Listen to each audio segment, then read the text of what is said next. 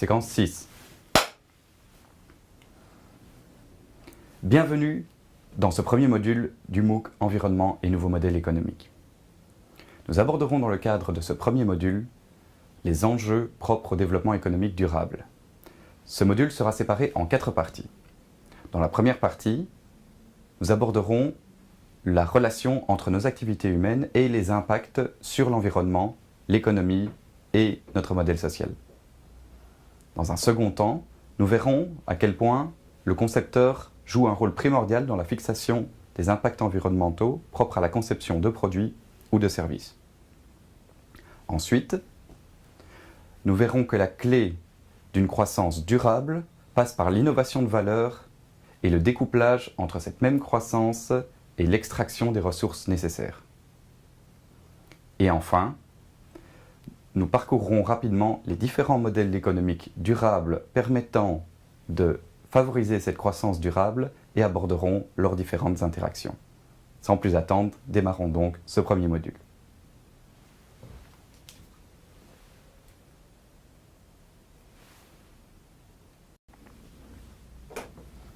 Prise 17. Pour mieux saisir le caractère exceptionnel des enjeux environnementaux propres à notre époque, il nous faut remonter le temps. Sur cette représentation, on peut voir que l'histoire de la planète s'est scindée en différentes périodes appelées ères géologiques. Ces ères géologiques sont donc des périodes de temps plus ou moins longues sur lesquelles il y eut un type de sol, un type de biodiversité, un type de climat ambiant propre à cette ère. Il est déjà intéressant de constater que l'histoire de l'homme ne représente qu'une infime partie de cette histoire terrestre. À peine 30 000 ans pour l'existence de l'homme et 9 000 ans pour l'homme sédentarisé, qui marque d'ailleurs le début de la dernière ère géologique scientifiquement reconnue, à savoir l'Holocène. En reprenant la période de l'Holocène et en comparant les indicateurs naturels et les indicateurs socio-économiques, on constate une corrélation intéressante. Depuis les années 50, il y a un changement au niveau des indicateurs naturels, au niveau de la présence des gaz à effet de serre, au niveau de la perte de la biodiversité, de l'acidification des océans. Dans le même temps, on constate au niveau des indicateurs socio-économiques un changement allant dans le même sens. Plus d'urbanisation, une consommation énergétique plus importante, un emploi de l'eau, un emploi de la terre. On est donc en droit de penser qu'il y a une corrélation entre, d'une part, nos activités humaines et les changements qui interviennent au niveau environnemental. C'est pourquoi aujourd'hui, certains scientifiques parlent même d'anthropocène, une nouvelle époque géologique caractérisée par la dominance d'un élément de la biosphère sur la nature et le climat. Dans quelle mesure ces impacts sont-ils importants? C'est ce que nous allons voir dans la partie suivante. Mais en attendant, je vous invite à regarder le petit film sur l'Anthropocène.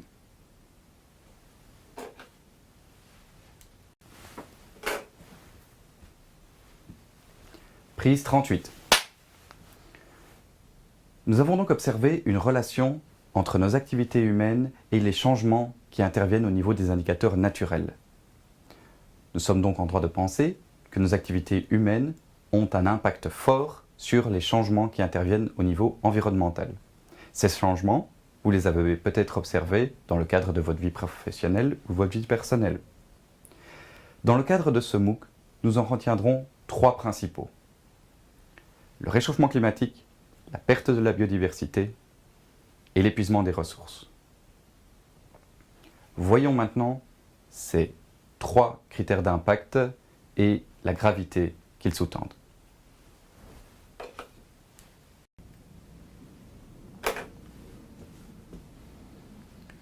Prise 40.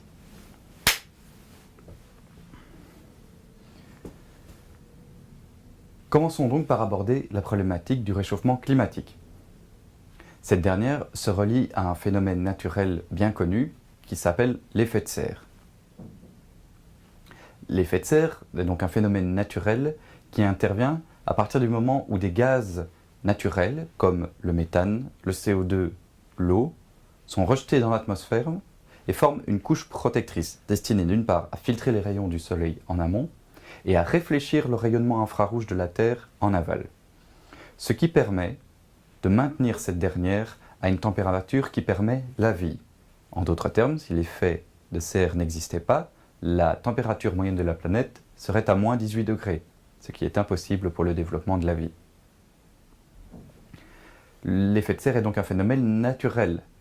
Le problème est qu'avec l'émergence de nos activités anthropiques et la surproduction de gaz à effet de serre dans l'atmosphère, la couche des gaz à effet de serre a augmenté au fil du temps, si bien que, si elle parvient encore à faire percer les rayons du soleil d'une part, le rayonnement infrarouge de la Terre est lui, en très grande partie, bloqué, plus qu'avant, ce qui provoque donc un renvoi plus massif des rayons infrarouges vers la Terre, ce qui provoque donc un élèvement de la température. Les scientifiques du Groupement international des experts sur le climat ont établi plusieurs scénarios de réchauffement, du moins. Les scientifiques du Groupement des experts internationaux sur le climat ont élaboré plusieurs scénarios de réchauffement, du moins négatif au plus négatif. Ces derniers vont de 2 à 4 degrés d'ici 2100. Si l'on s'imagine un élèvement de la température de 4 degrés d'ici 2100,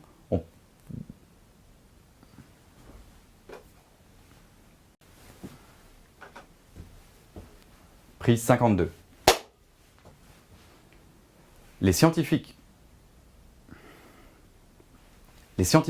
du Groupement des experts internationaux sur le climat ont établi différents scénarios du réchauffement climatique. On peut le voir sur cette représentation. Ces scénarios dépendent de nos efforts faits pour réduire l'impact de nos activités sur l'environnement. Mais dans tous les cas, à l'horizon 2100, il faut s'attendre à une augmentation de l'élévation de la température de l'ordre de 2 à 4 degrés. Il faut savoir que l'élévation de la température provoque des changements substantiels sur notre environnement. S'il fait plus chaud, il y a davantage de vapeur dans l'atmosphère qui se transforme en pluie diluvienne. Une augmentation de la température terrestre, cela risque également, et c'est déjà le cas, de faire fondre la calotte glaciaire. Pluie diluvienne, fonte de la calotte glaciaire, cela renforce le risque d'épisodes d'inondation graves.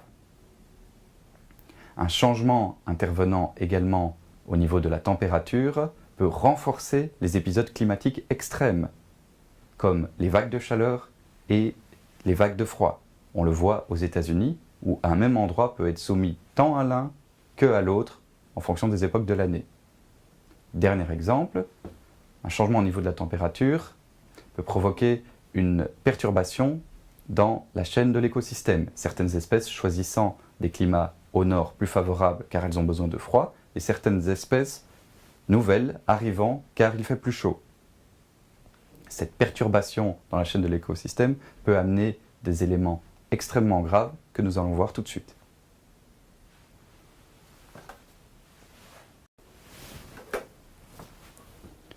Prise 65.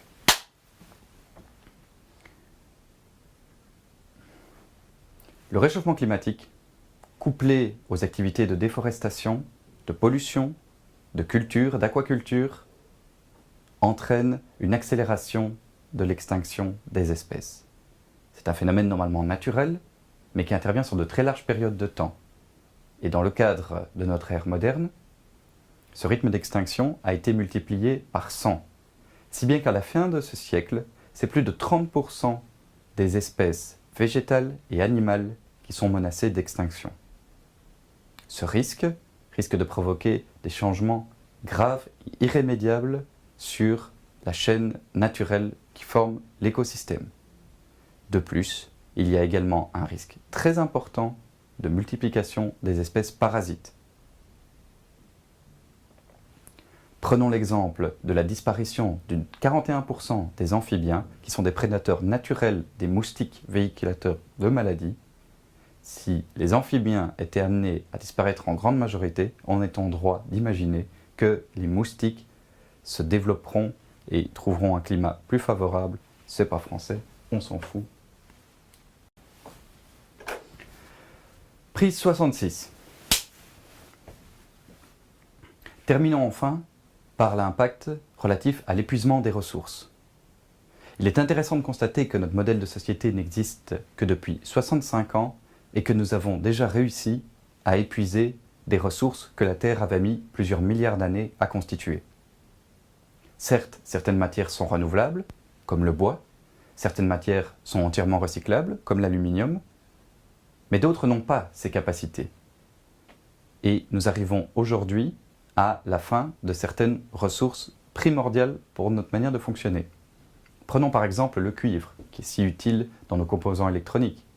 Eh bien, ce dernier est soumis aujourd'hui à une rarification, ce qui entraîne des vols, que l'on peut voir par exemple sur les rails de chemin de fer. Autre exemple, le pétrole et le gaz, qui ne verront pas la fin de ce siècle, et donc qui sont encore surexploités au moment où l'éolien et le photovoltaïque peuvent être concurrentiels. Dernier exemple,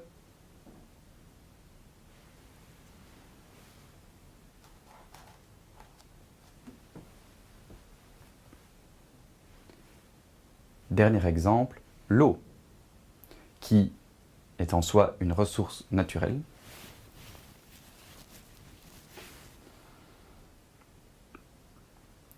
Dernier exemple, l'eau, qui se raréfie. Dernier exemple, l'eau, qui est une ressource essentielle à la vie humaine et qui se raréfie à différents endroits du fait de nos activités sur la nappe phréatique, nos activités industrielles qui ont besoin d'énormément d'eau, comme le textile.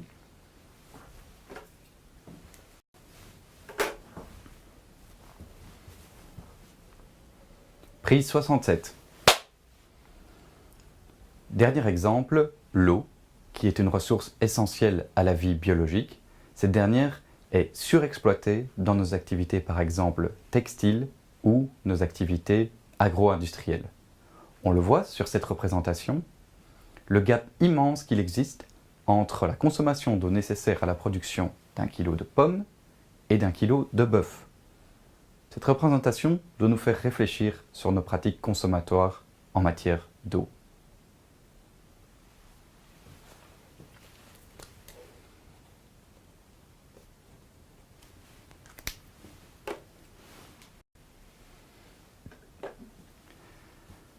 Prise 82. Pour synthétiser les éléments que nous venons d'aborder dans cette partie relatifs aux impacts de nos activités sur l'environnement, nous pouvons emprunter la représentation schématique qu'en a fait Johan Rockström en 2009 dans la revue Nature.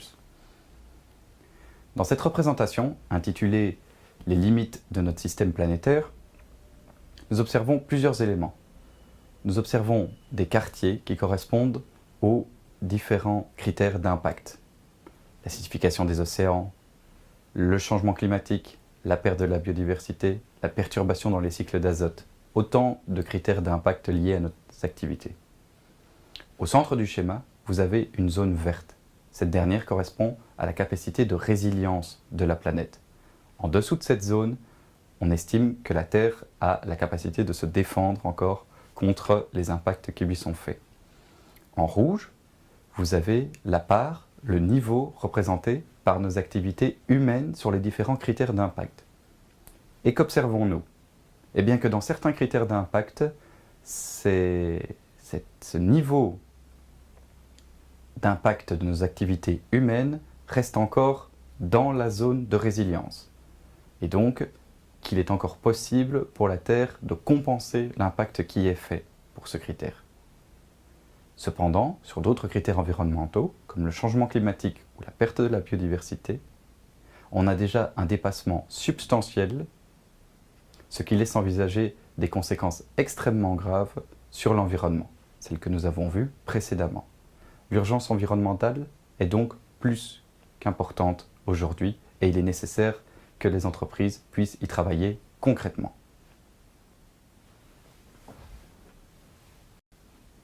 Prise 94. Merci pour votre attention. On se retrouve dans la séquence suivante consacrée à l'impact du changement climatique sur notre économie. En attendant, je vous invite à lire l'article de Johan Rockström sur les limites du système planétaire, ainsi que les conclusions du rapport du groupement des experts internationaux sur le climat consacré au réchauffement climatique. Prise 110. Bienvenue dans cette nouvelle partie consacrée à l'influence des changements environnementaux sur notre environnement. Afin d'introduire celle-ci, représentons-nous un instant ce qu'est le développement durable. Dans sa vision classique, le développement durable est symbolisé par l'union de trois piliers: l'environnement, l'économie et le social. Toute activité donc qui tient en compte ces trois piliers s'en viendrait à faire du développement durable. C'est une vision qui certes tient en compte les éléments constitutifs essentiels à un développement durable de son activité. Le problème est que cette représentation considère les trois éléments sur un pied d'égalité. Or aujourd'hui, on préfère se représenter la vision du développement durable sous un autre aspect. Nous avons tout d'abord l'économie, dans son fonctionnement, qui est une construction issue d'un modèle social qui l'englobe, puisque c'est à la base une invention humaine. Et donc l'économie se retrouve dans un modèle social. Ce modèle social est lui-même imbriqué dans l'environnement qui l'entoure, environnement duquel sont puisées toutes les ressources nécessaires pour le faire fonctionner au travers de l'économie. Ainsi donc, l'environnement dispense pour l'économie l'ensemble des ressources nécessaires à son existence. On le voit donc qu'il y a une relation très forte de dépendance entre l'économie et l'environnement.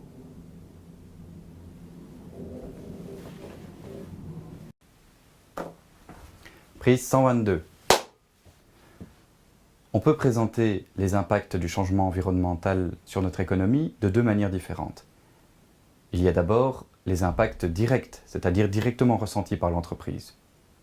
Il y a également des impacts indirects qui sont davantage véhiculés par une réaction socio-réglementaire à l'urgence environnementale que nous avons citée précédemment. Commençons par les impacts directs, avec deux exemples. Premièrement, la surexploitation des ressources entraîne une raréfaction de ces dernières, nous l'avons vu. Et donc, avec la raréfaction, dans la plupart des cas, une augmentation substantielle des prix. Prenons par exemple le lithium, dont le prix a augmenté de plus de 800% en 5 ans, tout en se raréfiant. Un autre exemple, ce sont tous les ralentissements qu'on a dans la production de certains produits, notamment issus de la nature. La production agricole souffre des vagues de chaleur, des vagues de froid, ce qui entraîne des pertes substantielles. Un exemple bien de chez nous, la brasserie Cantillon a vu sa production exceptionnelle retardée en raison des températures trop élevées.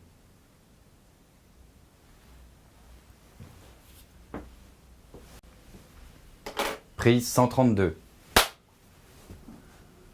En 2006, le rapport Stern évalue que le changement climatique coûterait au monde environ 5% de son PIB par an, contre seulement 1% qui suffirait à inverser la tendance. Le GIEC va tout à fait dans ce sens, estimant que le changement climatique est le plus gros enjeu auquel doit faire face l'économie, sans quoi cela risque d'avoir des répercussions cataclysmiques sur le fonctionnement des marchés et, in fine, sur les entreprises.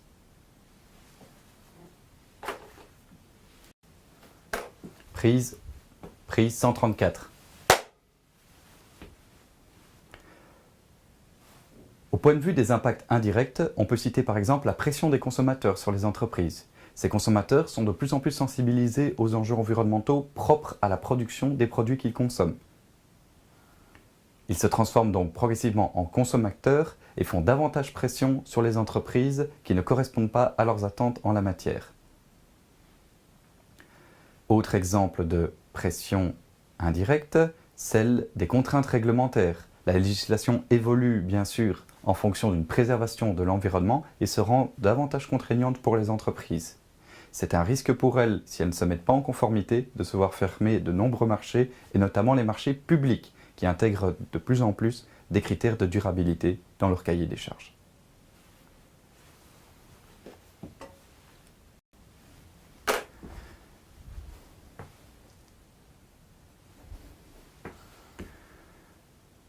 Prise 135.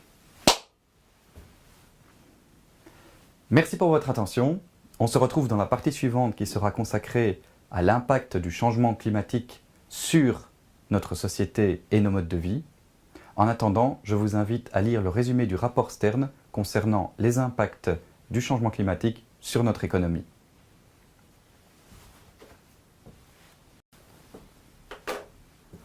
Prise 138. Bienvenue dans cette nouvelle partie consacrée. Prise 138.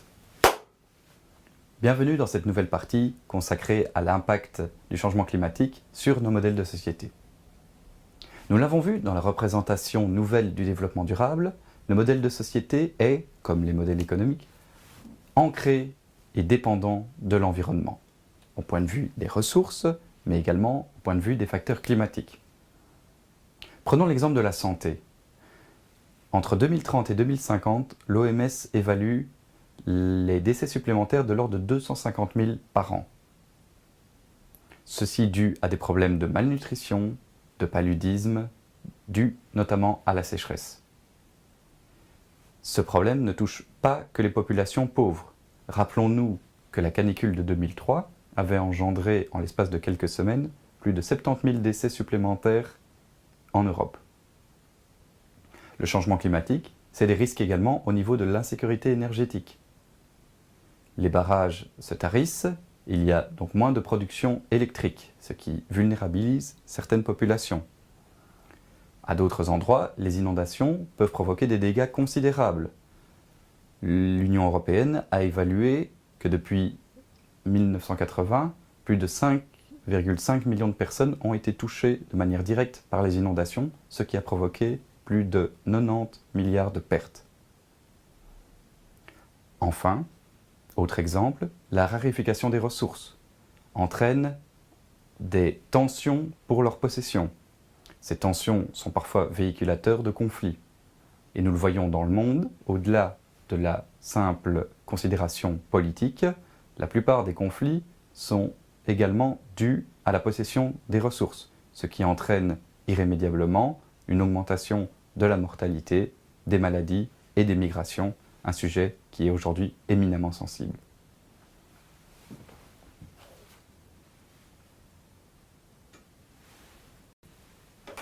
Prise 145. Merci pour votre attention. Je vous retrouve dans la partie suivante. En attendant, je vous invite à consulter le rapport de l'OMS sur le changement climatique.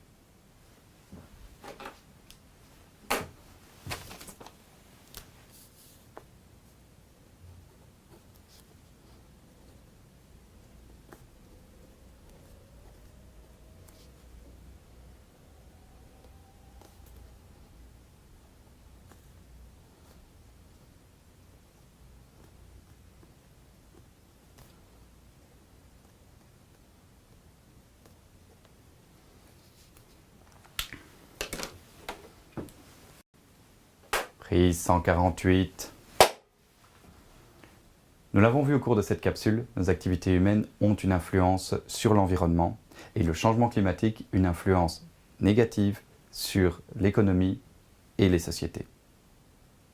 Ce constat ne doit évidemment pas constituer une fin en soi. Il s'agit justement d'une opportunité pour les concepteurs, pour les entreprises, de développer des modèles innovants destinés à renforcer leur durabilité et réduire concrètement leur impact sur l'environnement. C'est ce que nous verrons dans le cadre de l'entièreté de ce MOOC.